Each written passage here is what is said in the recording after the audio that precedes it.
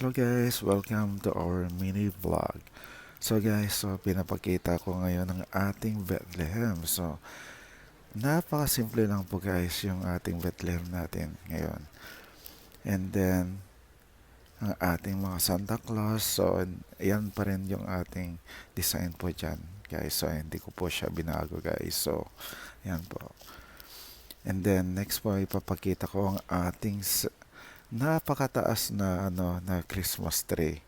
So ang taas niya is 7 feet. Ayan po guys.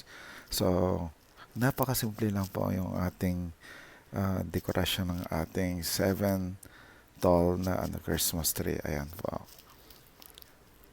As you can see naman guys. So, next natin papakita ang ating Christmas gift. So, dati po nasa stairs yan. So, thank you for watching.